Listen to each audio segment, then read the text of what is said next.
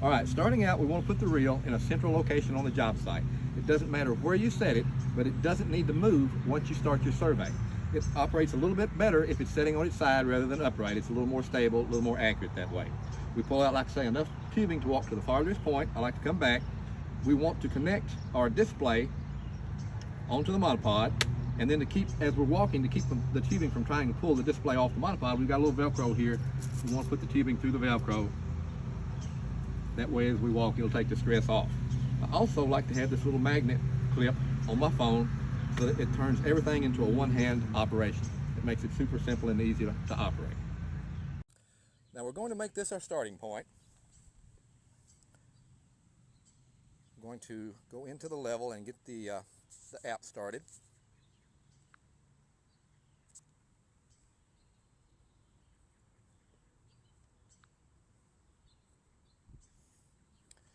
Now we want to make sure we're connected, the level and the display are connected. You can move this around a little bit and watch your readings change in the app. Since this is our starting point, I like to start with 0. So I'm zeroing the level here.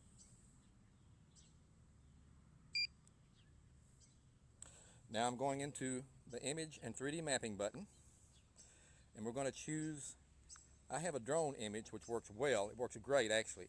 You can use any kind of satellite image. You can take a photograph with your phone and actually use it. So we're going to choose this image. Then I'm going to move the crosshairs to my starting point.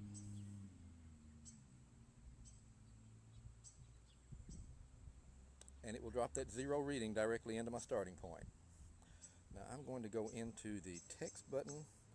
I'm going to make things larger from this point forward and make it red and save that.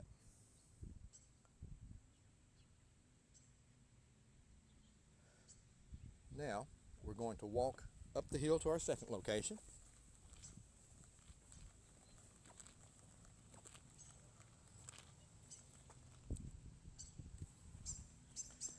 I'm going to move the crosshairs to our second location. And we'll simply hit the little ruler button. And we're about 55 inches, give or take. And we drop that reading in. Now we're moving to our third location.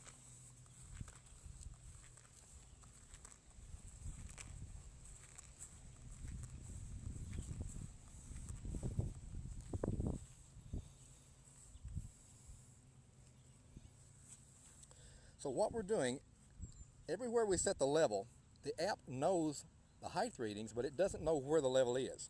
So we're lining the crosshairs up with the image to actually show the app that the level is here in the image. We're setting at 74 inches now above where we started. I'll drop a reading in there. Now we're going to go down to the base of this tree.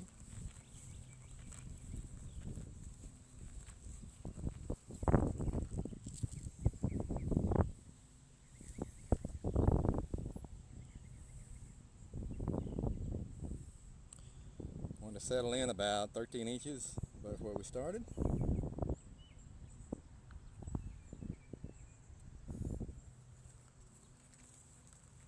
And we're going to return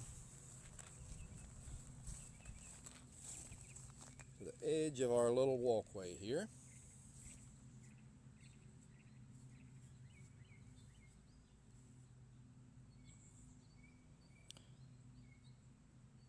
Drop that reading in. Now we're going to close our perimeter. Now we can take additional readings inside or outside of the perimeter as we like.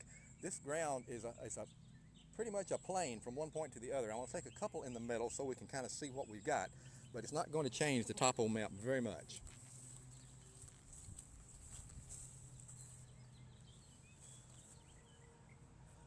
Go to about midway here.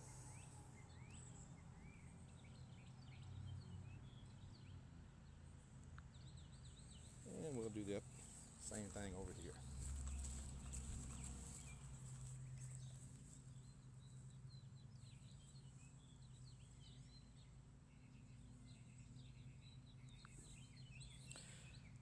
Now, we're going to save this.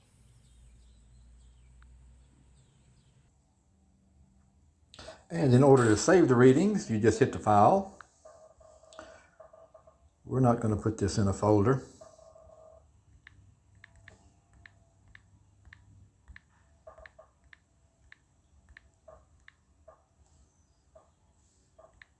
And then we save it.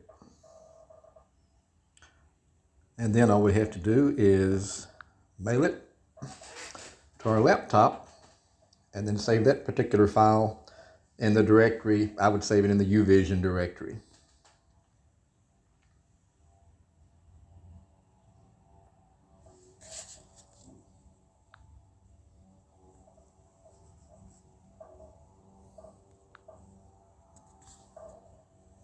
Okay, I'm going to show you how to upload the Android file that we just created. We're going to go into Tools, Terrain Elevation Import Wizard. And of course, I saved it into the UVision directory before. Here's the CSV file. Open. You can double check it. If you just click the defaults, you can check, make sure your defaults are the same as this. If you've got a latest, newest version, they will be. And it is as easy as that to create the topo map. Now, to bring the overlay in, we'll go into Tools once again. We want the Picture Import Wizard. Overlay. Here we go. There we go. Under Arial, and just saved it in JPEG. I saved it under the 516 instead of the Sandy. So that's the image we're bringing in. Drop it here. We'll make it larger. I'm going to take the grid off.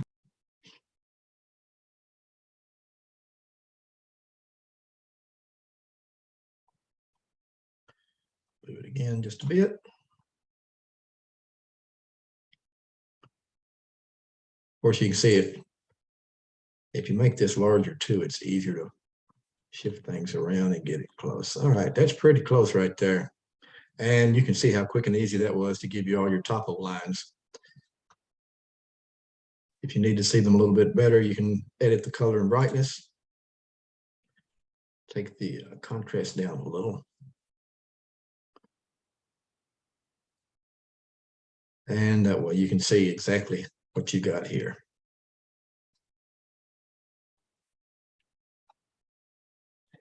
Easy as that.